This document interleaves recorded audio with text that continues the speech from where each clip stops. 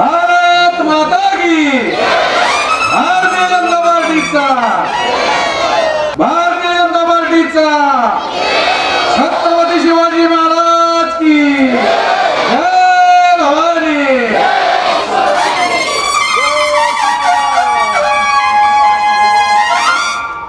आपल्या सर्वांचे श्रद्धास्थान छत्रपती शिवाजी महाराज, आपल्या सर्वांचे प्रेरणास्थान परमपूजनीय डॉक्टर बाबासाहेब आंबेडकर। आजच्या या कार्यक्रमाच्या निमित्तानं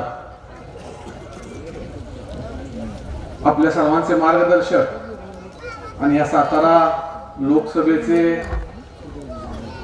पालक केंद्रीय मंत्री अजय कुमारजी मिश्रा साहेब, त्याचबरोबर पश्चिम महाराष्ट्राचे लोकसभा प्रवासाचे संयोजक आमचे मार्गदर्शक माजी आमदार जटार साहेब, आपल्या सर्वांचे युवा नेतृत्व, कराड दक्षिणचे नेते आणि या सातारा लोकसभेचे प्रभारी डॉक्टर अतुल बाबा भोसले, आमचे मित्र विठ्ठलजी वलशेटवार, आमचे मित्र सुनीलजी पाटील, मुकुंदजी सरेगावकर, कराड शहराचे शहराध्यक्ष एकनाथजी बागडी, जिल्हा परिषद सदस्य श्यामबाला गोडके, त्या गावचे सरपंच शेवाळे साहेब, राजू शेठ इनामदार, चंद्रकांत बांदेकर, त्याचबरोबर कराड शहराच्या महिला मोर्चाच्या अध्यक्षा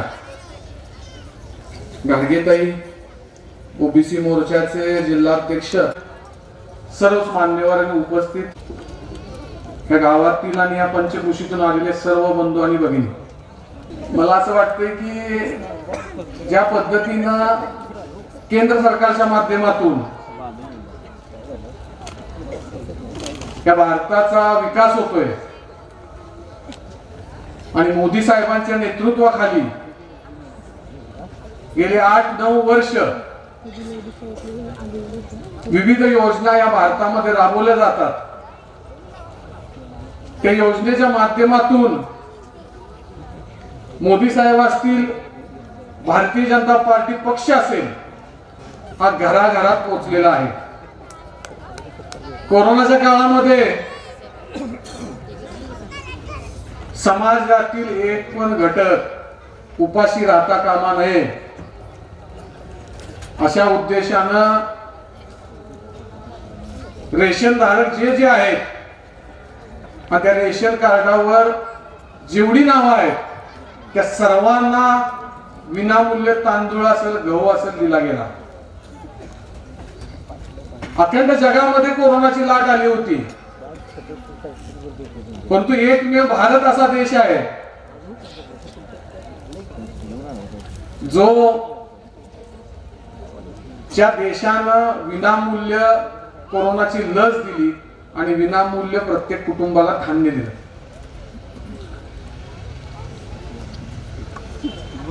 या विभागामध्ये कोरोनाची लाट इतकी तीव्र होती, जर कृष्णा हॉस्पिटल नसतं तर मला असं वाटतंय की शेकडो नाही तर हजारो आपले नागरिक दगावले असतील। अतुल बाबांचे आभार मानावे इतके थोडे आहेत की त्यांच्या माध्यमातून कराड दक्षिण असेल, सातारा जिल्हा असेल, या विभागातील हजारो कोरोनाचे पेशंट बरे झाले। सातारा जिल्ह्यातून रोज 7-8 फोन यायचे, एक तर अतुल बाबांना मी फोन करायचो, नाहीतर विनू बाबांना फोन करायचो, पण कधीही नाही हा शब्द आला नाही। मला असं वाटतंय की येणाऱ्या काळामध्ये कराड दक्षिणची जर आपण धुरा अतुल बाबांच्या हाती दिली तर कराड दक्षिणचं सोनं झाल्याशिवाय राहणार नाही। भारतीय जनता पार्टीचा प्रत्येक कार्यक्रम पूर्ण ताकदीनिशी राबवण्याचा प्रयत्न हा कराड दक्षिणच्या माध्यमातून केला जातो. मी जिल्हाध्यक्ष असताना बूथ कमिट्या असतील, विविध पक्षीय कार्यक्रम असतील, हे सर्वात मोठ्या प्रमाणात सर्वात चांगले जर कार्यक्रम झाले असतील तर कराड दक्षिण मध्ये झाले. आज या पाणी पुरवठ्याच्या योजनेचं जे भूमिपूजन झालं, सातारा जिल्ह्यामध्ये जवळजवळ 630 गावांमध्ये केंद्र शासनानं या योजनेचा लाभ मिळवून दिलेला आहे. पूर्वी कधी असं होत नव्हतं.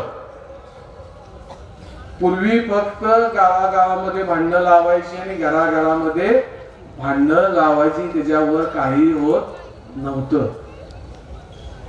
परंतु भारतीय जनता पार्टी एकमेव असा पक्ष आहे की बेरजेचं गणित करतं आणि कधीही भांडण लावत नाही. मला असं वाटतंय की या भागामध्ये पण आपण विकासाच्या माध्यमातून जो विकास करतोय, लोकांना उपयोगी पडतोय, त्याच्या पाठीशी ठामपणे उभं राहिलं पाहिजे. दहशतीच्या मागे उभं राहता कामा नये. पूर्वीचे दिवस गेलेत. आता फक्त आणि फक्त विकासाची साथ आपण धरली पाहिजे. अतुल बाबांच्या माध्यमातून कराड दक्षिणचा 100% पूर्वी पण आणि भविष्यात पण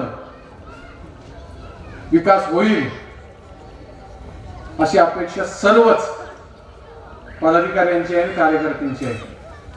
आणि त्यांना त्या पद्धतीची साथ देवेंद्रजी असतील, आपले केंद्रीय मंत्री मिश्राजी असतील, या सर्वांची मिळत आहे. सातारा लोकसभेमध्ये भारतीय जनता पार्टीचा उमेदवार निवडून आला पाहिजे अशा दृष्टिकोनातून पण आपल्याला प्रयत्न करायचे आहे. अखंड महाराष्ट्रामध्ये 18 लोकसभा अशा काढल्यात की ज्या बी कॅटेगरीची आहेत. त्यामध्ये सातारा लोकसभा आहे. अजयजी मिश्रा या सातारा लोकसभेमध्ये आलेत की तुमच्याकडं ते मागणी मागणार आहे की सातारा लोकसभा ही 2024 साली ही भारतीय जनता पार्टीकडे आली पाहिजे. मला तुम्हाला प्रश्न विचारायचा आहे की 2024 साली भारतीय जनता पार्टीला तुम्ही साथ देणार का? तुम्ही साथ देणार का? तुम्ही साथ देणार का? आवाजच येत नाही. तुम्ही साथ देणार का? आपलं चिन्ह कुठलं आहे? कुठलं चिन्ह आहे? आवाजच नाही. कुठलं चिन्ह आहे? कमळ आपल्याला घराघरात पोचवायचं आहे, लक्षात घ्या. आणि कमळासमोरच बटन दाबायचं आहे. लोकसभा असू दे, विधानसभा असू दे, जिल्हा परिषद असू दे, बरोबर आहे ना? त्या मागणीसाठी केंद्रातून आपल्या समोर हे मंत्री आले, उत्तर प्रदेशचे मंत्री आहेत, लक्षात घ्या. परंतु भारतीय जनता पार्टीचा लोकसभेमध्ये आपला उमेदवार निवडून गेला पाहिजे, त्यासाठी ते तिथून इथं आले आहेत. मला असं वाटतं की या विभागातील सर्व नागरिक हे भारतीय जनता पार्टीच्या पाठीशी, अतुल बाबांच्या पाठीशी हे ठामपणे उभे राहतील. इथून पुढच्या काळामध्ये कोणतीही या विभागातील अडचण असेल तर भारतीय जनता पार्टी असेल, अतुल बाबा भोसले असतील, 100% आपली सोडवतील. आपल्या काय जर मागण्या असतील तर यानंतर ही सभा झाल्यानंतर आपले जे केंद्रीय मंत्री आलेत त्यांच्यापाशी आपण मांडणी करावी. 100% ती पूर्णत्वास जाण्यासाठी आम्ही सर्वजण प्रयत्न करू. या कार्यक्रमाच्या निमित्तानं मी हा शब्द देतो, थांबतो. जय हिंद, जय हिंद राष्ट्र. वो डॉक्टर अब्दुल भोसले जनसभा को संबोधित करेंगे।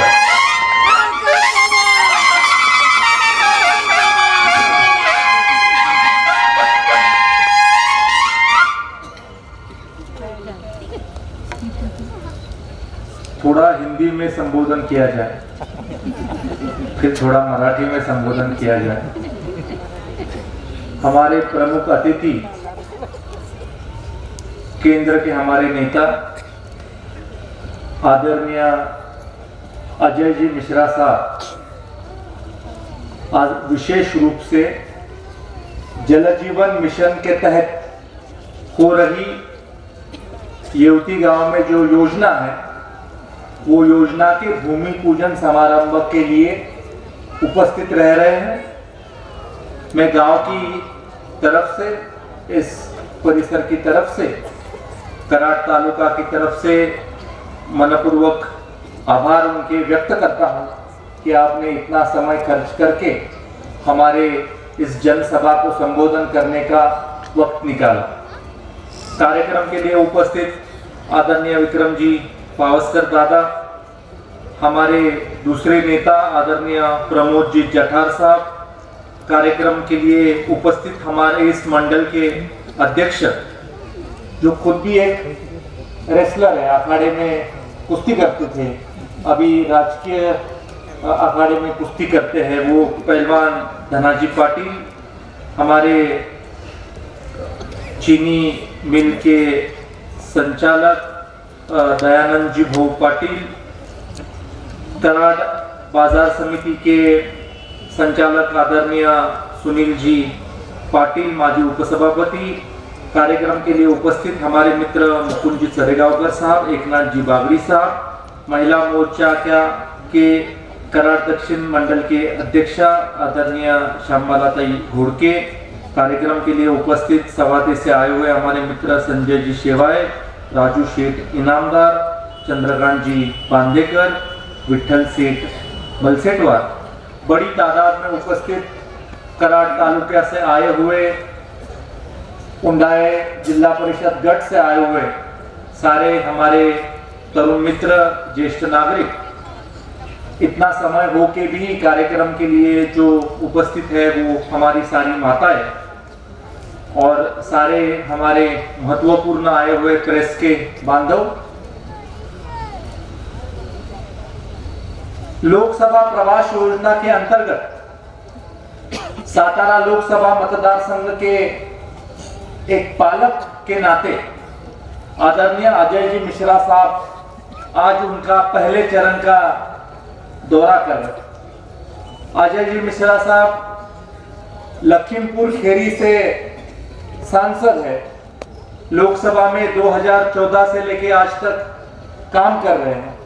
उन्होंने विधानसभा में उत्तर प्रदेश की काम किया है, उत्तर प्रदेश के 16वें विधानसभा के विधायक आप रह चुके हैं और आज आप लोकसभा के सांसद रह चुके हैं। लोकसभा के सांसद होते हुए बहुत सारी कमिटियों पे साहब ने काम किया, अच्छा काम किया और भारतीय जनता पार्टी में अच्छे काम करने वाले व्यक्ति को संधि दी जाती है।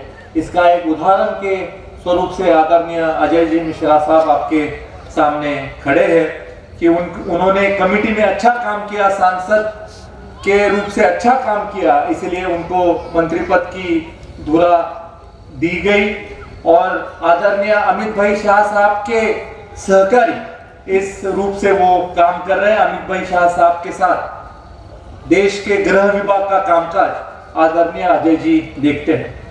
आज जो कार्यक्रम कराड़ दक्षिण विधानसभा चुनाव क्षेत्र में होने जा रहा है वो बहुत महत्वपूर्ण कार्यक्रम है। 60 साल से स्वातंत्र के बाद जिस गांव में पीने का पानी लोगों को मिल नहीं पा रहा था, उस गांव में केंद्र के जल जीवन मिशन योजना के अंतर्गत उस योजना से इस गांव में 1 करोड़ 38 लाख रुपए की योजना आज होने जा रही है। आज इस योजना का भूमि पूजन साहब ने किया। वो योजना का भूमि पूजन होते वक्त इस गांव की, इस परिसर की सारी माताएं बहुत बड़ी तमन्ना लेके इस कार्यक्रम में आई थी कि पिछले 2 पीढ़ियों से जो लोगों को पानी के लिए 1-2 किलोमीटर तक चल के जाना था, 2 किलोमीटर तक जाके पानी के कुंभ से बहुत मेहनत करके पानी घर तक लाना पड़ता था, उनको अपने घर में अपने नल पे पानी मिलने वाला है। इसका बड़ा आनंद ये सारे माताओं को आज इधर हुआ है। आज अपने देश की स्थिति अगर हम देखें तो हमारे देश में 2021 की जनगणना के अनुसार 19 करोड़ 22 लाख घर है जिन घरों में नल से पानी जाना जरूरी है। अभी इस 19 करोड़ 22 लाख घरों में से आदरणीय पंतप्रधान नरेंद्र जी मोदी साहब की नेतृत्व में बनी हुई सरकार के माध्यम से आज तक 8 करोड़ 75 लाख घरों को पानी जा चुका है। मतलब 45% लोगों को इस जल जीवन मिशन योजना के तहत पानी जा चुका है।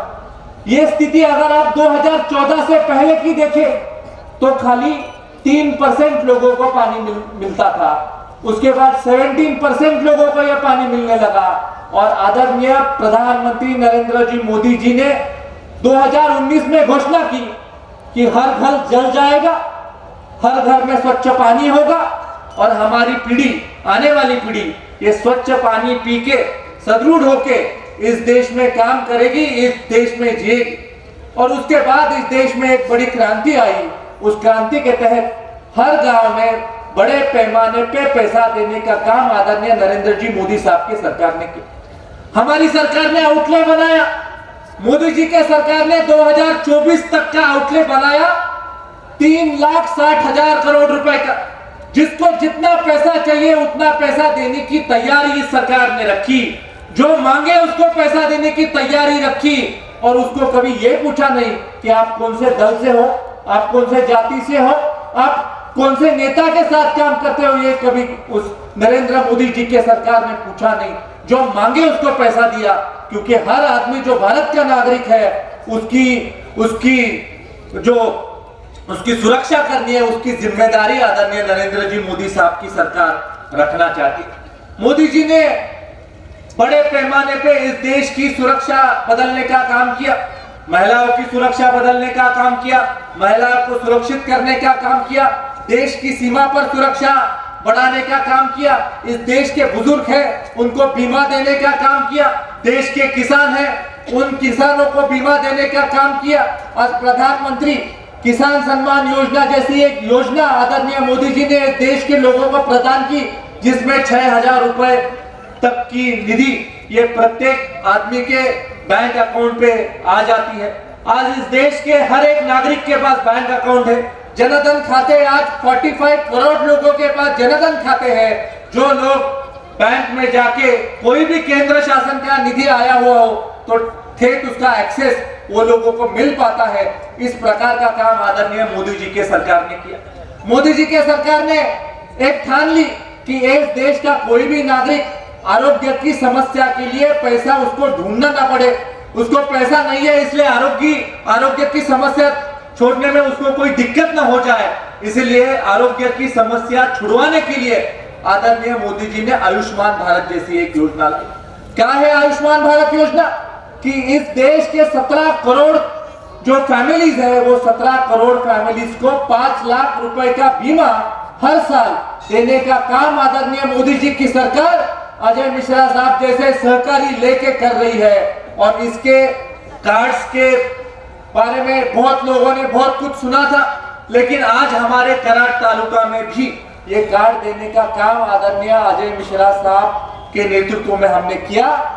ये कार्ड को हम गोल्डन कार्ड कहते हैं। 5 लाख रुपए तक का मदद इस कार्ड के तहत हर एक फैमिली को होने वाली है और इसका फायदा भी हम गांव के बहुत सारे लोगों को, इस शहर के, इस जिला के बहुत सारे लोगों को 100% होगा। इसका भी हम लोगों को एक प्रकार का गर्व है, एक प्रकार का अभिमान है।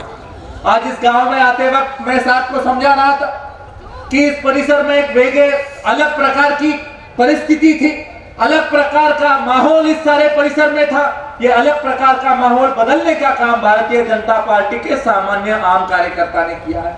भारतीय जनता पार्टी का कार्यकर्ता बूथ लेवल पे तैयार हुआ, भारतीय जनता पार्टी का कार्यकर्ता तालुका के लेवल पे तैयार हुआ, जिला के पातळी पर तैयार हुआ। और इसने इतना अच्छा काम किया कि इस जिला में जो एक वक्त पे कांग्रेस का एक बहुत बड़ा गढ़ माना जाता था, उस जिले में भारतीय जनता पार्टी के कार्यकर्ता ने खुद के बलबूते पे इस जिला में भारतीय जनता पार्टी का झंडा लहराने का काम किया। इसका अभिमान हमारे जैसे कार्यकर्ताओं को लगता है। और इसीलिए आदरणीय मिश्रा साहब, पहला कार्यक्रम जो सातारा जिला में देने वाले थे वो हमने येवती में लिया, और ये कार्यक्रम देते वक्त हमने हमारे सरपंच जी को भी बोला कि आज हम ये कार्यक्रम आपको इसीलिए दे रहे हैं क्योंकि आपने बहुत अच्छा काम किया, आपने सारे कागज पत्र इकट्ठा किए, आपने फॉलो अप रखा। राज्य में हमारी सरकार थी नहीं, तब भी आपने बहुत अच्छे तरीके से फॉलो अप किया, और इसीलिए केंद्र सरकार ने आपको एक गिफ्ट दे दिया। केंद्र सरकार ने गांव के लोगों की पानी की समस्या छुड़ाने के बारे में आपको एक आशीर्वाद दिया। आज इस कार्यक्रम के होते हुए मैं आदरणीय मंत्री जी को एक ही बताना चाहता हूं कि थोड़ा मराठी में भी बोलने की जरूरत है, क्योंकि सब लोगों को मराठी में बोल के उनके मन में जो है वो मराठी में बोलना भी जरूरी है। लेकिन मराठी में बोलने से पहले एक बहुत बड़ी समस्या मैं आदरणीय मंत्री जी को बताना चाहता हूं। एक ऐसी समस्या जो समस्या खाली मंत्री जी ही शायद छुड़ा सकते हैं, अगर आप नहीं छुड़ा सकते तो कोई ये समस्या नहीं छुड़ा सकता। ऐसी एक बहुत गंभीर समस्या है। आपको लग रहा होगा कि क्या समस्या होगी। समस्या ऐसी है कि इस गांव में एक टाइम पे ऐसी परिस्थिति थी कि कोई भी विरोधी गट इधर खड़ा नहीं हो सकता था। पोलिंग एजेंट के लिए भारतीय जनता पार्टी को लोग नहीं मिलते थे। यहाँ के पोलिंग पे बाहर के गांव के लोगों को आके बिठाना पड़ता था। ये हमारी परिस्थिति थी, लेकिन ये परिस्थिति हम लोगों ने बदली, और ये परिस्थिति बदलते वक्त हमारे इधर के नेता सागर जी चुनाव के लिए खड़े रहे, और चुनाव के लिए खड़े रह के गांव के लोगों ने उनको आशीर्वाद दिया, उनको चुन के दिया, उनको गांव का सरपंच किया। लेकिन समस्या इसके बाद हो गई, सर उनकी शादी नहीं हुई और बिन शादी के वो गांव के मुखिया बन गए। अभी ऐसा हो गया कि 2-3 बार, अभी गांव के लोग हैं, किसी को बताना मत, लेकिन ये सच है, मैं बोल रहा हूँ कि 2-3 बार उन्होंने मुझे फोन किया, उन्होंने मुझे बताया कि मैं बड़ा निराश हूँ, मैं अच्छा काम कर रहा हूँ, लेकिन कोई भी लड़की मुझे हाँ नहीं कर रही है, इसलिए आप आके भरोसा दिलाओ। तो मैं खुद 2-3 बार आया कि मैं इसका बड़ा भाई हूँ, उसको दे दो, या अच्छा लड़का है।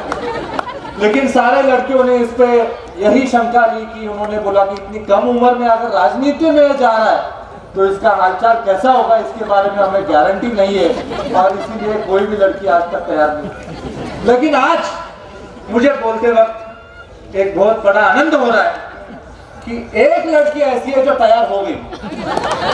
उन्होंने बोल दिया कि हम इससे ही शादी करेंगे, लेकिन उन्होंने एक ही कंडीशन डाली कि वापिस सरपंच बनेगा तो ही मैं शादी करूंगा। और फिर मैंने बोला कि अगर आरक्षण कोई और आ गया तो ये सरपंच बनने में 25 साल लग जाएंगे, बुढ़ा हो जाएगा। तो उन्होंने मुझे बोला कि ठीक है, उप सरपंच भी बनेगा तो भी मैं शादी करने को तैयार। अभी सर 3 महीने में चुनाव आया हुआ है, और इसीलिए हमने आपको यहाँ पे बुलाया है कि आपका आशीर्वाद लग जाए, कि उप सरपंच बन जाए तो इसका कल्याण हो जाएगा। अच्छा काम करने वाला बच्चा है, इसीलिए हमने आपको आमंत्रित किया।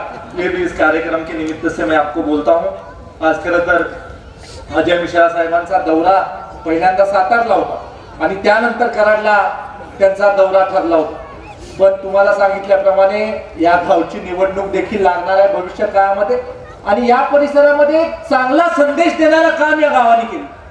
या परिसरामध्ये मला आठवतं की 8-9 वर्षापूर्वी मतदारसंघामध्ये फिरत असताना खंत मला वाटायची की कराड दक्षिण विधानसभा मतदारसंघामध्ये असे भूत आहेत, अशी गावं आहेत जिथं चहा प्यायला आपल्याला घर मिळत नाही, चहा प्यायला आपल्याला जागा मिळत नाही, जिथं बसायला आपल्याला कार्यकर्ता नाही, अशा ठिकाणी आपल्याला कार्यकर्त्यांची फळी उभा करायची। निस्वार्थ आपल्याला प्रेम करणारा कार्यकर्ता उभा करण्याचा कसोशीने आम्ही प्रयत्न केला। त्यातून आमच्या हाताला काही लोक लागली, काही लोकांनी कर्तृत्वाने स्वतःच्या इथं पार्टी उभी केली। त्यातला सागर एक कार्यकर्ता आहे, त्यांनी त्याच्या कर्तृत्वाने पार्टी उभा केली। या परिसरामध्ये अनेक असे गाव आहेत जिथं स्वतःच्या कर्तृत्वावर पार्टी उभा झाली। या आपल्या संवादामधनं येत असताना मी मंत्री महोदयांना सांगितलं, म्हटलं इथं सगळ्यात बंगला जो मोठा दिसतोय तो माझ्या कार्यकर्त्याचा बंगला। त्यांनी म्हटलं की अरे बड़ा अच्छा है यार, बड़े पैसे वाले लोग हैं तुम्हारे पार्टी में। म्हटलं सर गिने चुने पैसे वाले बाकी सब आम आहे. असे अनेक कार्यकर्त्यांची मी साहेबांना घरं येता येता दाखवली की हे आमचे कार्यकर्ते जे आम्ही उभा केलेत, ज्यांनी ताकदीने तर माझी पार्टी उभा केलेली आहे. काही ठिकाणी आम्हाला यश मिळालं, काही ठिकाणी आम्हाला यश मिळालं नाही, पण यश जरी मिळालं नाही तरी तो कार्यकर्ता ताकदीनं आमच्या बरोबर उभा राहिला, भारतीय जनता पार्टी बरोबर उभा राहिला, मोदीजींच्या विचाराबरोबर उभा राहिला. आणि त्यामुळे या परिसरामध्ये रात्रीचे 10 वाजलेले असताना सुद्धा मोठ्या संख्येने माझ्या माता भगिनी तो उपस्थित आहेत, मोठ्या संख्येने माझे कार्यकर्ते उपस्थित. काय आज आपण नरेंद्र मोदी साहेबांच्या नेतृत्वावर प्रेम करतो, ज्या मोदी साहेबांनी देशामधल्या सामान्यातल्या सामान्य माणसाचा विचार केला. जो जो या देशामध्ये सत्तेमध्ये आला त्यांनी राजकीय नेत्याचा विचार केला, पण या देशामध्ये 70 वर्षाच्या स्वातंत्र्यानंतर असा एक माणूस जन्माला आला ज्यांनी सामान्य कुटुंबामध्ये चुलीवर स्वयंपाक करणाऱ्या मातेचा विचार केला, उज्ज्वला गॅस योजनेसारखी योजना आणली, सामान्य भांगलाला जात असणाऱ्या, रोजंदारीवर जात असणाऱ्या माता भगिनीचा विचार केला, तिच्या खात्यावर थेट केंद्राचे पैसे यावे म्हणून जनधन योजनेसारखी योजना निर्माण केली. त्यांनी मजुरी करणाऱ्या माणसाचा विचार केला, त्याला विमा देण्याचा विचार केला, ज्येष्ठाला विमा देण्याचा विचार केला, शेतकऱ्याला विमा देण्याचा विचार केला. आणि नुसता विमा देण्याचा विचार केला नाही तर 12 कोटी शेतकऱ्यांना 6,000 रुपयापर्यंत वेतन देण्याचं काम आदरणीय मोदीजींच्या नेतृत्वाखाली केंद्र सरकारने करून दाखवलं. राज्याचे नेते आदरणीय देवेंद्र फडणवीस साहेबांनी आपल्याला नेहमी भरभरून दिलं. मागच्या 5 वर्षामध्ये राज्याचा मुख्यमंत्री असताना मला आठवत नाही असा दिवस की मी देवेंद्रजींजवळ गेलो आणि मला त्यांनी म्हटलं की हे काम होऊ शकत नाही. डोळे झाकून सगळी आपली कामं करून दिली. कराड दक्षिण मतदारसंघाला भरभरून देण्याचं काम आदरणीय देवेंद्र फडणवीस साहेबांनी केलं. मागच्या काळामध्ये आदरणीय चंद्रकांत दादांच्या माध्यमातून 220 किलोमीटर रस्ते हे आपण प्रमुख जिल्हा मार्ग केले. मला सांगा आपला मतदारसंघ केवढा, आपल्या मतदारसंघामध्ये राहणाऱ्या लोकांची लोकसंख्या किती, आणि 220 किलोमीटर रस्ता हा प्रमुख जिल्हा मार्ग होऊ शकतो का हे तुम्ही मला सांगा. पण आपण कौशल्य दाखवलं आणि 220 किलोमीटर रस्ते हे प्रमुख जिल्हा मार्ग केले.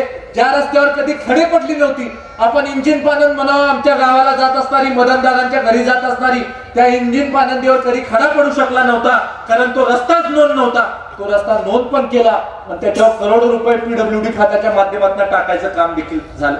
आज आपल्या राज्यामध्ये सरकार आहे, बाळासाहेबांची शिवसेना आणि भारतीय जनता पक्षाचं सरकार आहे. आदरणीय देवेंद्र फडणवीस साहेब उपमुख्यमंत्री जरी असले तरी त्यांचा शब्द किती चालतो हे वेगाने मला तुम्हाला सांगायची गरज नाही.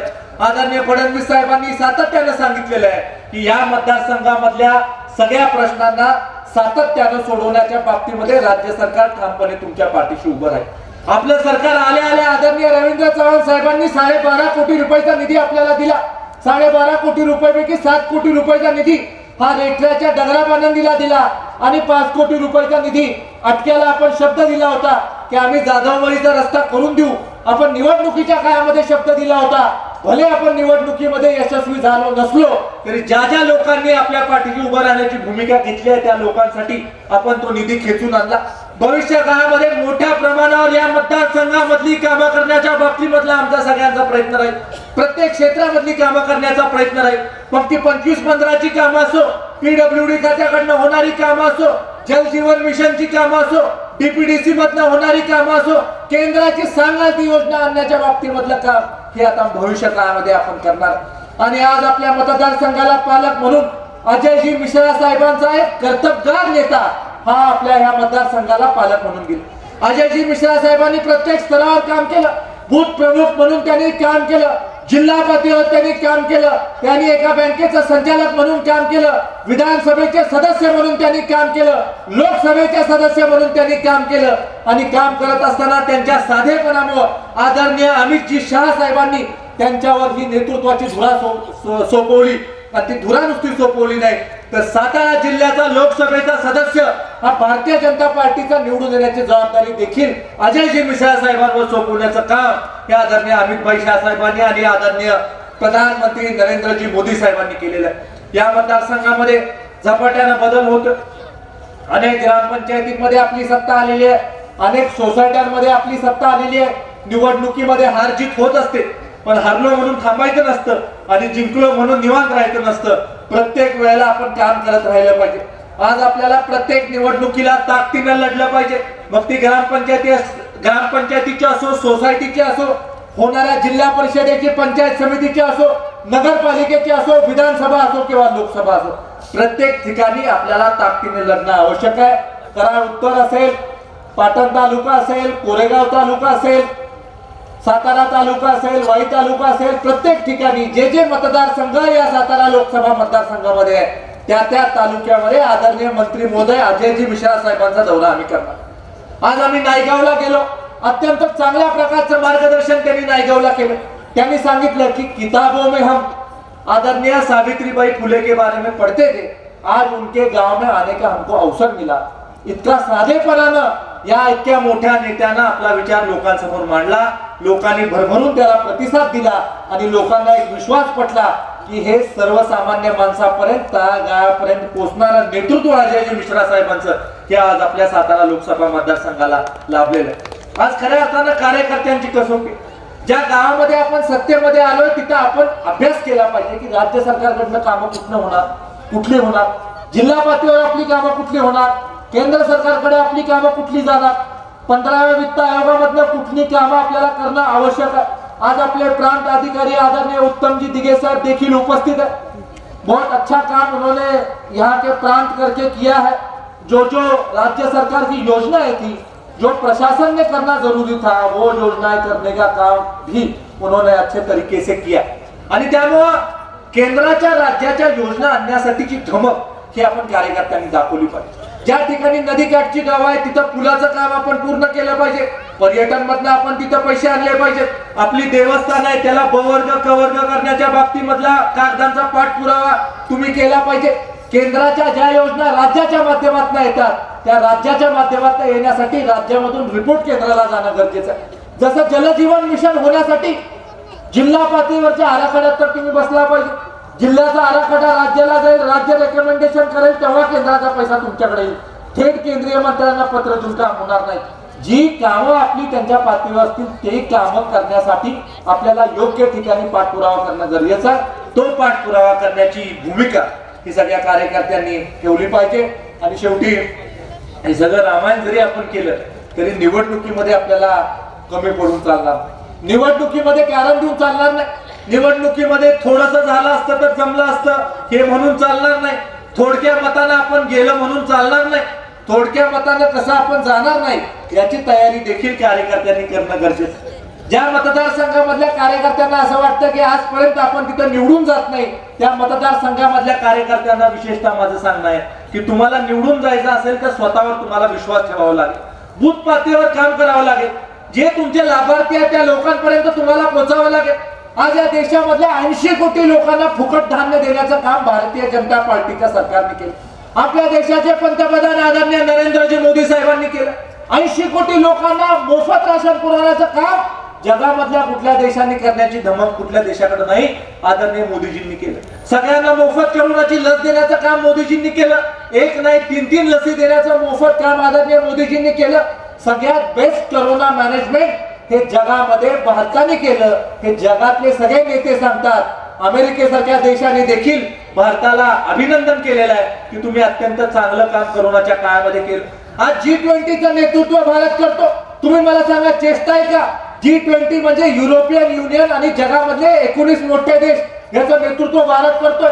G20चं नेतृत्व करण्याची धमक आपल्या पंतप्रधानांकडे आहे. या देशाला $5 ट्रिलियन इकॉनॉमी करण्याचं स्वप्न हे आदरणीय मोदीजींनी पाहिलेलं आहे. आणि हे स्वप्न पूर्ण करण्यासाठी तुम्ही आम्ही सगळ्यांनी हातभार लावणं गरजेचं आहे. मैं आदरणीय मंत्री जी को एक विशेष स्वरूप से योजना बताना चाहता हूं कि केंद्र सरकार की मुद्रा योजना है, उसका सबसे ज्यादा फायदा हमारे चुनाव क्षेत्र के लोगों ने लिया है. एक योजना है राज्य सरकार की अन्ना साहेब पाटिल विकास महामंडल की योजना. उस योजना की निर्मिती हमारे नेता आदरणीय देवेंद्र जी फडणवीस साहब ने की. उस योजना में जो मराठा तरुण है वो मराठा तरुण को बिन ब्याज से कर्जा देने का काम ये बैंकों ने करना है. बैंकों का ब्याज ये अन्ना साहब पाटिल महामंडल देगा. इस किस्म की वो योजना है. उसका फायदा भी सारे सहकारी तत्वों पे चलने वाली बैंकों ने और जो नेशनलाइज बैंक से उन्होंने लिया है. और बहुत सारे उद्योजक जो उद्योजकों ने खुद का अच्छा सा व्यवसाय किया है. किसी ने ट्रांसपोर्ट का व्यवसाय किया है, किसने केटरिंग का व्यवसाय किया है, किसने खुद की फैक्ट्री खड़ा करने का क्या किया है। ऐसे बहुत सारे उद्योजक आज हम लोगों में है, उनका भी अभिमान आप सबको लगना जरूरी है। मुझे ऐसे लगता है कि आज इस कार्यक्रम के लिए बहुत दूर से हम आए साहब, दिल्ली से पुणे तक आए, पुणे से नायगांव तक आए और नायगांव से ठीक 150 किलोमीटर का रास्ता तय करके साहब इधर तक आए और बड़े उत्साह से साहब इस कार्यक्रम के लिए उपस्थित रहे। साहब मैं आपसे विनती करना चाहता हूं कि आपका आशीर्वाद ये हम जैसे सारे कार्यकर्ताओं पे भारतीय जनता पार्टी के रहे, सारी जनता पे आपके आशीर्वाद रहे और निश्चित स्वरूप से आपका आशीर्वाद हमारे सरपंच पे रहेगा तो उसका कल्याण हो जाएगा। ये भी आज के कार्यक्रम के होते हुए मैं आपसे व्यक्त करता हूं। हमारे विशेष उपस्थित सागर जी शिवदास साहब है, जहां पे हमारे जिला अध्यक्ष साहब नहीं आ सकते हैं, कुछ काम से अगर वो नहीं आ सकते तो हमारे निरीक्षक करके सागर जी शिवदास साहब जो जिला परिषद के सदस्य रहे हैं और बहुत बड़े नेता है वो उपस्थित रहते हैं। अगर किसी का भला वो कर सके तो कर सके, लेकिन अगर उनके गलत नजर में आप पड़ जाओ तो आपका क्या हो जाए इसका बोल नहीं सकते, इसलिए हम उनको डर के रहते हैं। ये आपको इस कार्यक्रम के होते हुए मैं बोलता हूँ, आज बहुत बड़ी पैमाने में आप उपस्थित रहे। विशेष आभार माझ्या माता भगिनींचे मी मानतो की इतका उशीर होऊन सुद्धा तुम्ही या कार्यक्रमाला उपस्थित राहिला। आदरणीय पंतप्रधान नरेंद्र मोदीजींवरचं प्रेम तुम्ही दाखवलं, आमचे नेते अजयजी मिश्रा साहेबांवरचं तुम्ही प्रेम दाखवलं, याच्याबद्दल परत एकदा मनापासून आपले सगळ्यांचे आभार मानतो, लोकांचे आभार मानतो। आणि अत्यंत उत्तम कार्यक्रम येवती ग्रामस्थांनी सगळ्या या पंचकृषी मधल्या कार्यकर्त्यांनी, कराड दक्षिण विधानसभा मतदारसंघामधल्या सगळ्या माझ्या शेवटच्या खुर्चीवर बसणाऱ्या प्रत्येक कार्यकर्त्याचं मनपूर्वक आभार मी या कार्यक्रमानिमित्त मांडून थांबतो। जय हिंद, जय महाराष्ट्र। धन्यवाद बाबा, हमेशा विश्वासात करेंगे।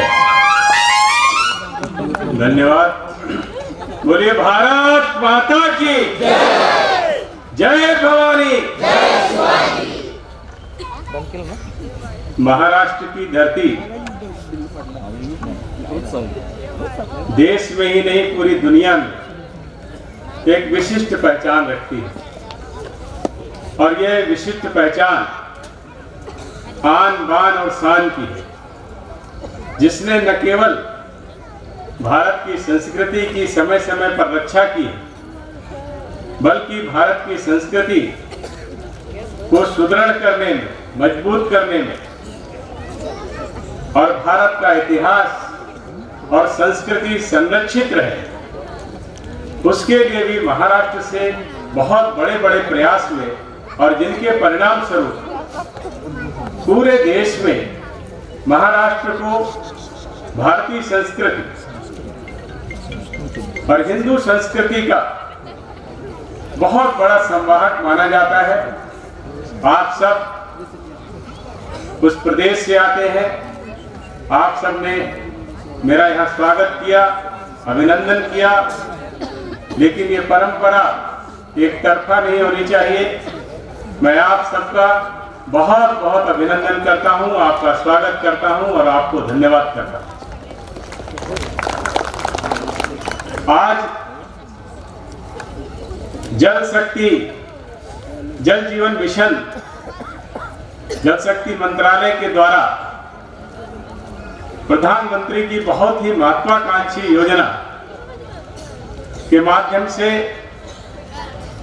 आपके गांव में नल से जल, ऐसे शिलान्यास के इस कार्यक्रम में उपस्थित महाराष्ट्र के पश्चिमी प्रांत के लोकसभा प्रवास के संयोजक श्री प्रमोद जी जठार साहब, अभी जिनका बहुत ही सुंदर उद्बोधन आपने सुना, भारतीय जनता पार्टी के बहुत वरिष्ठ नेता, इस क्षेत्र के लिए और इस क्षेत्र के लोगों के लिए निरंतर प्रयास कर रहे श्री अतुल बाबा भोसले साहब, इस लोकसभा के संयोजक विक्रम जी, अभी मंडल अध्यक्ष के विषय में बताया, पहलवान भी है, मुझे भी कुश्ती में बहुत रुचि है, ऐसे पहलवान फलान जी काका, दयानंद पाटिल साहब, सुनील पाटिल साहब, मुकुंद जी, एकनाथ पायलटी जी, महिला मोर्चे की सम्मानित अध्यक्ष सांबला जी, संजय सेवाने जी, राजू सेठ, इनामदार साहब, चंद्रकांत दादा, विठल जी, और अभी जिला अध्यक्ष के सब्स्टिट्यूट के रूप में जिनको बताया सागर जी शिवदास, हमारे बहुत सारे सम्मानित कार्यकर्ता यहाँ पर उपस्थित हैं। भारतीय जनता पार्टी के सभी सम्मानित पदाधिकारीगण, महिला मोर्चे की हमारी सम्मानित बहनें, युवा मोर्चे के नौजवान साथियों, आए हुए सभी सम्मानित भाइयों बहनों और पत्रकार मित्रों, अतुल जी ने और विक्रम जी ने अपने उद्बोधन में बहुत विस्तार से प्रदेश और केंद्र की सरकार की योजनाओं के बारे में कहा है। वास्तव में 2014 में जब नरेंद्र मोदी जी की सरकार बनी, उन्होंने 3 विशेष मुद्दे चुने थे। पहला मुद्दा उनका ये था कि आजादी के 67 साल पूरे हो चुके थे उस दौरान 2014 तक, लेकिन हमारे देश में 50 करोड़ से ज्यादा लोग ऐसे थे जिनके पास जीवन जीने की आम सुविधाएं नहीं थी। दूसरा मुद्दा उन्होंने चुना था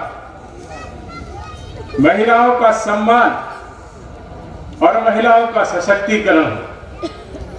और तीसरी बात उन्होंने कही थी कि ये देश किसानों का है, किसानों की आमदनी बढ़े और उनके जीवन स्तर में एक सकारात्मक परिवर्तन आए।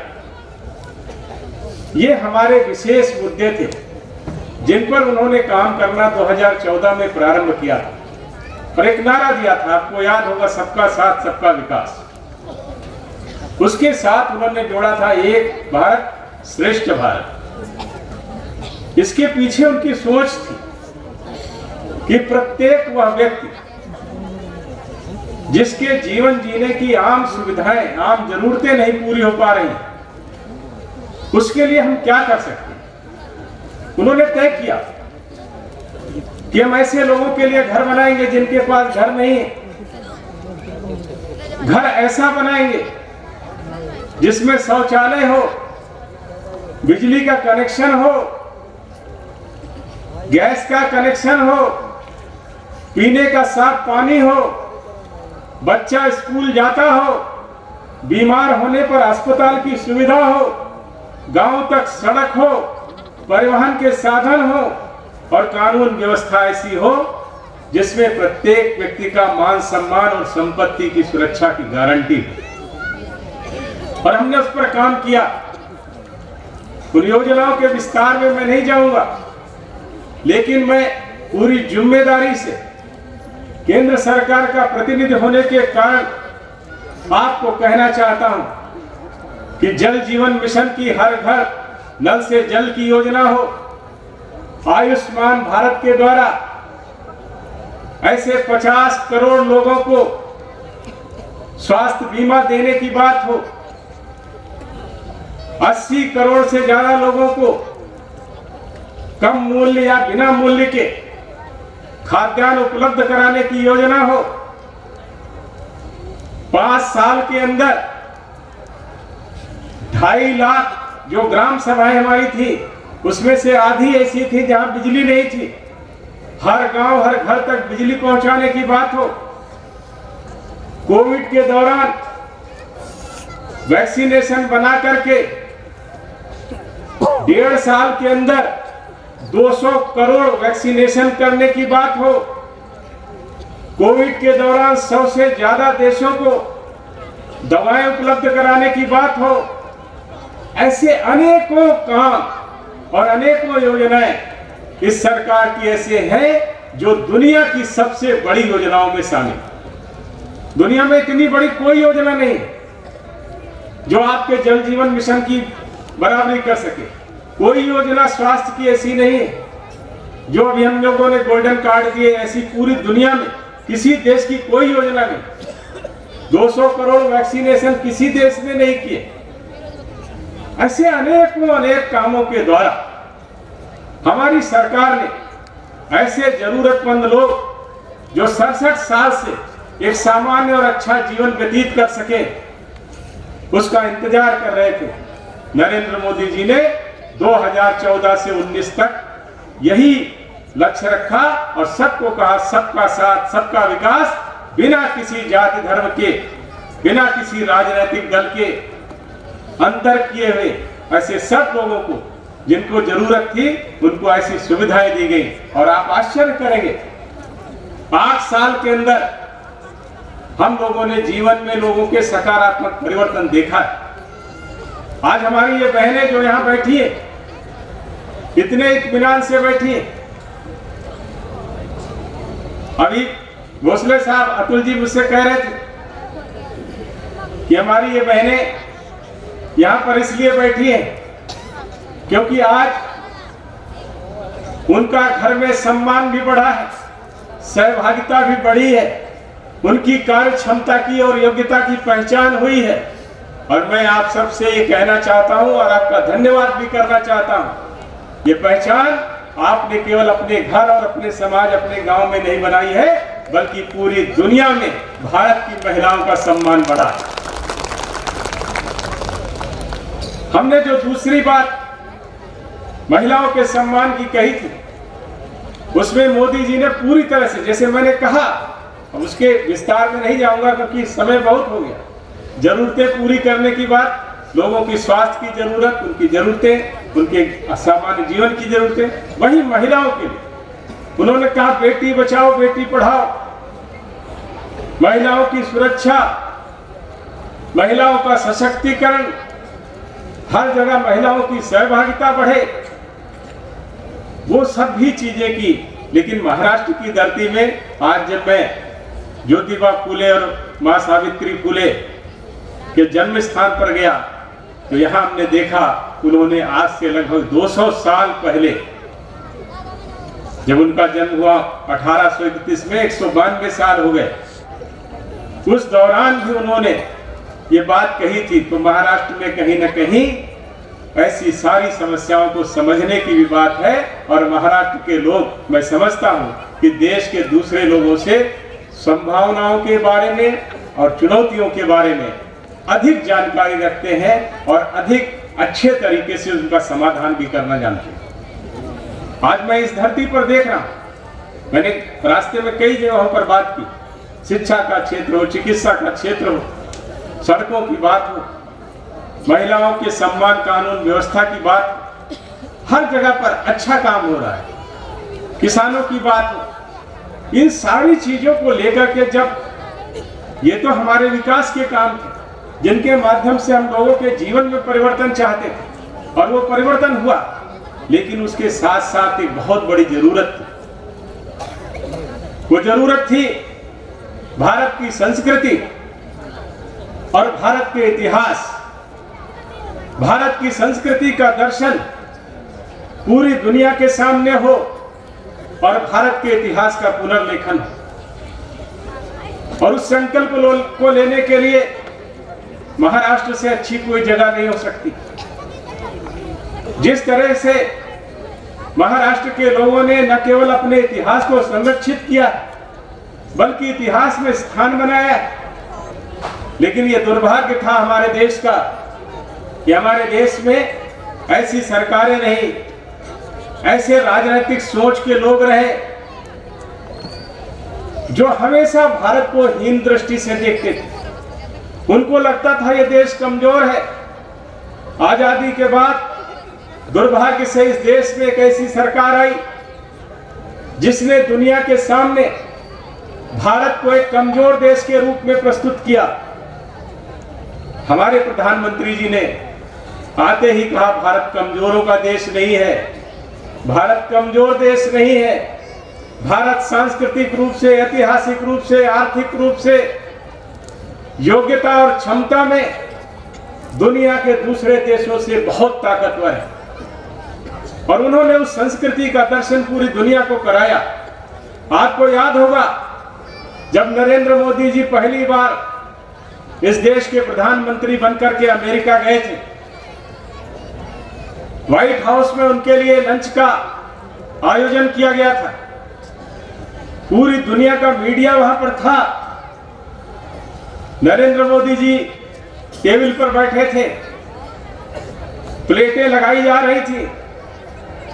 तब तक उन्होंने इस बात को नहीं कहा था, लेकिन जब खाना परोसने की बात आई तो उन्होंने, आप सबको याद होगा, ये कहा था कि मेरा नवरात्र का व्रत है, मैं 9 दिन तक केवल नींबू पानी पीता हूं, उपवास करता हूं। ये भारत के लिए कोई नई बात नहीं थी। भारत में लाखों लोग इस तरह का उपवास करते हैं, ये भारत की संस्कृति थी, लेकिन दुनिया को नहीं मालूम था। दुनिया को तो ये मालूम था कि भारत के बहुत बड़े बड़े नेता जाते थे। ऐसे कई मंत्रीगण थे, कई पूर्व मंत्री और प्रधानमंत्री पूर्व थे, जिनकी हवाई अड्डे पर तलाशी हो जाया करती थी, है यार? उनकी तलाशी नहीं ली जाती। आज किसी माई के लाल में हिम्मत है कि भारत का झंडा, भारत का पासपोर्ट हो, भारत का नेता हो, तो तलाशी तो दूर, जब हमारे प्रधानमंत्री और हमारे नेता जाते हैं तो उस देश का राष्ट्रपति और प्रधानमंत्री हवाई जहाज की सीढ़ियों पर खड़ा हुआ मिलता है। ये संस्कृति की ताकत थी जिसका दर्शन उन्होंने अनेक घटनाओं के माध्यम से पूरी दुनिया को कराया। उन्होंने भारत की संस्कृति सर्वे भवन्ति सुखिनः सर्वे सन्तु निरामया, वसुधैव कुटुम्बकम, पूरे विश्व को हम एक परिवार मानते हैं, इसका दर्शन उन्होंने कराया। अफगानिस्तान से हमारे भले विचार न मिलते हो, अफगानिस्तान के लोग हमारे लिए हमेशा विश्व वमन करते हैं, लेकिन जब उनको अनाज की और दवाओं की जरूरत पड़ी तो भारत के लोगों ने दिया। श्रीलंका में आर्थिक तंगी आई, गृह युद्ध जैसे हालात पैदा हुए, तो सबसे पहले मदद करने वाला भारत था। आज पूरी दुनिया भारत का सम्मान करती है, भारत की तरफ देख रही है। भारत की संस्कृति, भारत की भावना, इसके कारण पूरी दुनिया में एक स्थिति बन गई। पूरी दुनिया के लोग कहते हैं भारत आगे बढ़ेगा तो दुनिया का फायदा होगा, दुनिया के लोगों का लाभ होगा। आपको अभी की एक घटना याद होगी, रूस और यूक्रेन का युद्ध अभी भी चल रहा है। हमारे भी लगभग 20,000 बच्चे यूक्रेन में थे। रोज तो मिसाइल, गोलियां चल रही थी, किसी का सुरक्षित निकलना वहां से संभव नहीं था। ऐसे में हमारे प्रधानमंत्री जी ने दोनों देशों के, रूस के राष्ट्रपति और यूक्रेन के राष्ट्रपति से बात की। दोनों ने कहा कि मोदी जी, हम भारत को नुकसान नहीं पहुंचाना चाहते, आप कह दीजिए अपने बच्चों से, जिस बच्चे के हाथ में तिरंगा होगा उसके ऊपर ना रूस गोली चलाएगा ना यूक्रेन गोली चलाएगा, और हमारे देश के बच्चे तिरंगा लेकर के निकल आए। और वो देश जो हमको गाली देते हैं आज भी, उनके बच्चे भी कहने लगे हमारा झंडा तो बेकार है, भैया हमको भी तिरंगा पकड़ा दो। तो ऐसे भी बहुत सारे लोग तिरंगा पकड़ के निकल आए। ये ताकत आज भारत की है, ये ताकत लगातार बढ़ रही है। वो लोग जो कभी कहते थे कि जम्मू कश्मीर से धारा 370 हटेगी तो तिरंगा उठाने वाले लोग नहीं मिलेंगे, वास्तव में वहां तिरंगा फहराना एक चुनौती थी। भारतीय जनता पार्टी के पहले अध्यक्ष डॉक्टर श्यामा प्रसाद मुखर्जी जी का जम्मू कश्मीर में बलिदान हुआ था, और इसीलिए हुआ था, हमारे एजेंडे में तब से शामिल था, जहां हुए बलिदान मुखर्जी वो कश्मीर हमारा है। और हमने जैसे ही हमारी पूर्ण बहुमत की सरकार आई और जो मैंने पहली 3 जरूरतें बताई थी उनको पूरा करने की स्थिति में हम पहुंचने लगे, भारतीय जनता पार्टी ने वो जम्मू कश्मीर जहां लोग कहते थे कि तिरंगा फहराने में तिरंगा फहराने वाला कोई नहीं मिलेगा, चुनौती होती थी, लोग यात्रा करते थे लाल चौक पर तिरंगा फहराने के लिए। हमारे प्रधानमंत्री जी भी एक यात्रा के संयोजक बनकर के गए थे। मुरली मनोहर जोशी जी ने एक संकल्प लेके लिया था। एक बड़ी चुनौती हुआ करती थी, लोग कहते रहे खून की नदियां बह जाएंगी, लेकिन हमारे गृह मंत्री जी ने इस तरह से काम किया कि खून की नदियां तो दूर रही, खून की एक बूंद भी नहीं गिरी और धारा 370 भी हट गई।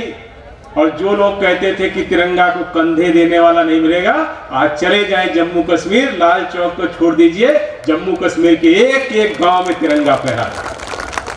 अभी जब हम लोगों ने हर घर तिरंगा यात्रा की थी तो जम्मू कश्मीर में हर घर और हर गांव में तिरंगा फहराया गया था। ये ताकत है भारतीय जनता पार्टी, ये ताकत आप कार्यकर्ताओं की वजह से, आप समर्थकों की वजह से। ये ताकत आज इसलिए है क्योंकि आपने 2014 में कमल के फूल का बटन दबाया, आपने भारतीय जनता पार्टी के पक्ष में मतदान किया और इसलिए भारतीय जनता पार्टी के विचार और दर्शन के अनुरूप एक ऐसा राजनीतिक दल खड़ा हुआ जो भारत की संस्कृति, भारत की विरासत, भारत के इतिहास और भारत के लोगों का जीवन कैसे अच्छा हो, इसके लिए काम कर रहा है। लेकिन आज आप देख रहे होंगे जब देश में प्रधानमंत्री की लोकप्रियता बढ़ रही है, दुनिया में भारत की स्वीकार्यता बढ़ रही है, पूरी दुनिया भारत का सम्मान कर रही है, पूरी दुनिया ये मानती है कि मोदी जैसा नेतृत्व पूरी दुनिया का नेतृत्व कर सकता है। ऐसे में हमारे जो देश दुश्मन हैं, जो हमसे विरोध रखते हैं, वो हमारा विरोध करें, उनको भारत का बढ़ता हुआ कद खराब लगे, ये अच्छा है, वो लोग कर सकते हैं क्योंकि वो हमारे विरोधी देश है। लेकिन हमारे देश के अंदर भी बहुत सारे ऐसे लोग जो मोदी जी को गाली देने का कोई मौका नहीं छोड़ते। और मोदी जी को तो छोड़िए, वीर सावरकर जी को भी महाराष्ट्र में आकर के गाली देते हैं कि नहीं देते? महाराष्ट्र में आकर के वीर सावरकर जी को गाली देते हैं, जिन्होंने काला पानी, पोर्ट ब्लेयर की वो जेल अगर इनको दिखा दी जाए, उनकी भी शादी नहीं हुई, सरपंच साहब की भी शादी नहीं हुई, दोनों दिखा दो तो दोनों शादी नहीं करेंगे। ऐसी स्थिति, वहां पर उन्होंने ऐसी जेल काटी जिसमें उनको खुद कोल्हू चलाना पड़ता था। उनके बारे में ऐसे लोग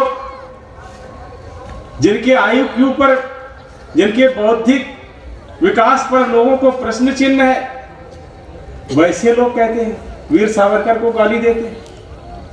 ऐसे लोगों को जिनको कोई गंभीरता से लेता नहीं, हमको लगता है गंभीरता से जिनको नहीं लेते वो ज्यादा लंबे भाषण देते हैं। आपके यहाँ के भी एक नेता ने संभाजी महाराज के लिए कह दिया, औरंगजेब ने जिस व्यक्ति को 9 साल रख करके केवल इसीलिए प्रताड़ित किया, उनकी हत्या कर दी कि आप अपना धर्म परिवर्तन कर लीजिए, उन्होंने धर्म परिवर्तन करना स्वीकार नहीं किया, जान दी। लेकिन आपके यहाँ भी राहुल गांधी जैसे लोग हैं जो ये कह रहे हैं कि उन्होंने धर्म के लिए कुछ नहीं किया। ऐसे लोग हैं, ये गाली दे रहे हैं भारतीय जनता पार्टी को, भारतीय नेतृत्व को, भारतीय जनता पार्टी। अरे ये तो वो धरती है जिसने बिना नेतृत्व के लड़ना सिखाया है। अभी मैं उस्मानाबाद में था, वहां मुझे जानकारी हुई कि ये कुछ क्षेत्र था जो हैदराबाद निजाम के कब्जे में आता था। वहां 17 सितंबर 1948 को पूरी आजादी मिली, लेकिन मराठों ने लड़ाई नहीं बंद की। भले नेतृत्व नहीं था, लेकिन मराठों ने तलवार से तलवार बजा दी और पूरी दुनिया और इस देश को दिखाया कि आजादी की सुरक्षा कैसे की जाती। उस धरती पर लोग इस तरह की बातें करते हैं। ऐसे लोग जिन्होंने भारतीय जनता पार्टी के साथ चुनाव लड़ा, चुनाव लड़ करके प्रदेश के लोगों ने भारतीय जनता पार्टी कि जो हमारा समझौता था उसको समर्थन दिया, लेकिन वैसे लोग किनसे मिल गए जाके जो आज वीर सावरकर को गाली दे रहे हैं। क्या आप कल्पना कर सकते हो कि कभी बाला साहब ठाकरे होते तो ऐसे लोग जो वीर सावरकर को गाली दे रहे थे उसी दिन उस सरकार को आईना दिखाने का काम करते कि नहीं करते? करते कि नहीं करते? वैसे लोग हमारी पीठ में छुरा भोंक करके ऐसे लोगों से जाकर के मिल गए। ये स्थितियां, इन स्थितियों में बदलाव की जरूरत, इन स्थितियों में बदलाव आप सब लाएंगे, भारतीय जनता पार्टी के कार्यकर्ता लाएंगे। हमारे अतुल भोसले साहब लाएंगे, विक्रम साहब लाएंगे। आपका एक एक कार्यकर्ता जो आज आपके लिए लड़ाई लड़ रहा है।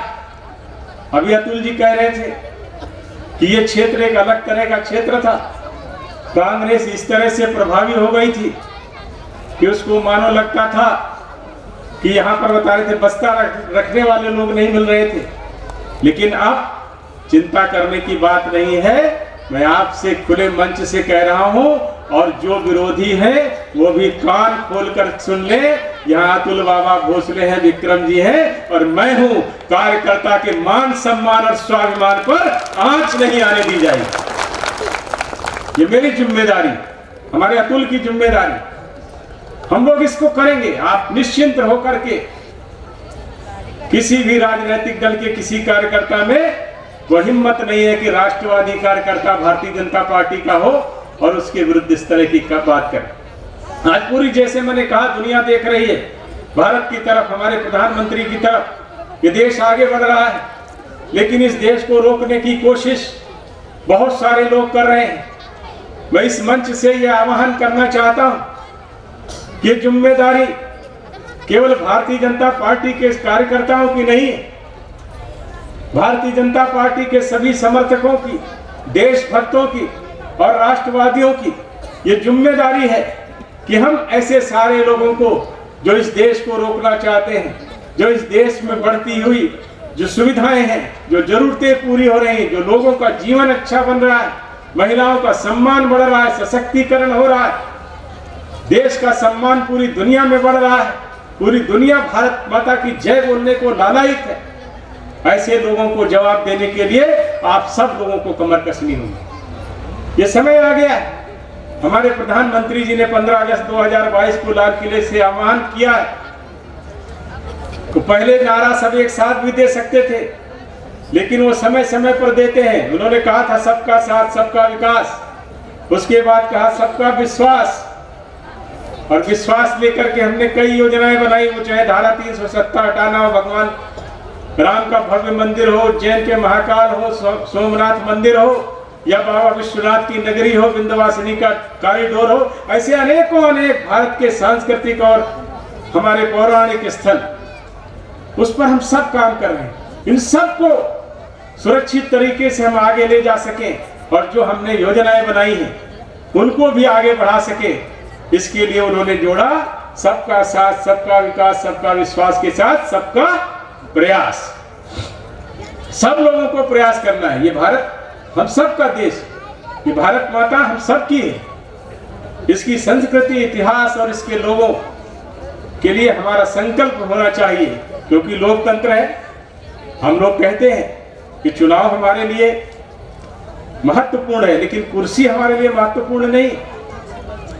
चुनाव के माध्यम से सत्ता में हम आते हैं तो हम सेवा करते हैं, और सेवा के माध्यम से लोगों के जीवन में बदलाव लाते हैं। इसलिए आप सबसे आह्वान है, आप सब निकलिए इस देश के लिए, इस देश के लोगों के लिए, भारत माता के लिए। सभी लोग प्रयास करिए और भारतीय जनता पार्टी के पक्ष में खड़े होइए, क्योंकि आपकी ही जो ताकत है, उसी ताकत से हम लोग आगे बढ़ेंगे।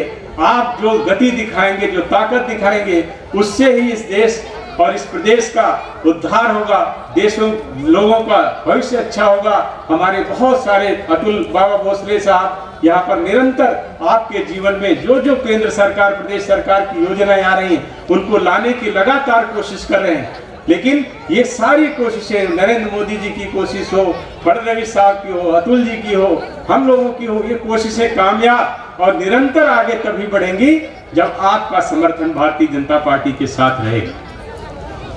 तो ठीक है, रहेगा। इस देश को आगे बढ़ना चाहिए कि नहीं बढ़ना चाहिए? बढ़ना चाहिए। सब लोग हाथ उठाइए। बहुत अच्छा, बहुत धन्यवाद सबका।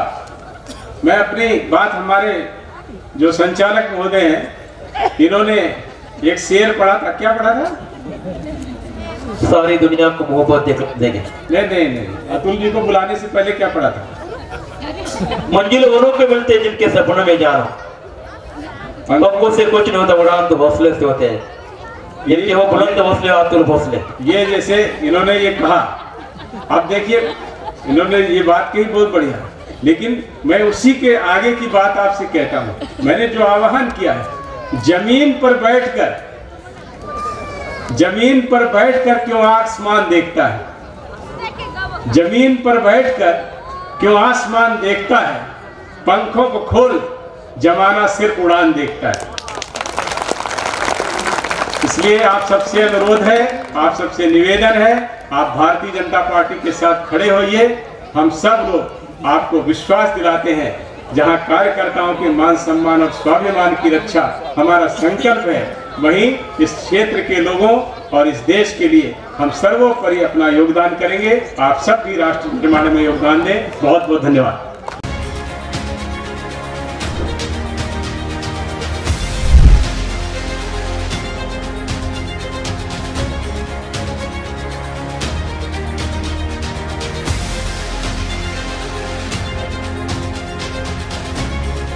KMS न्यूज, स्पंदन मरांचे, नाते आपुलकीचे।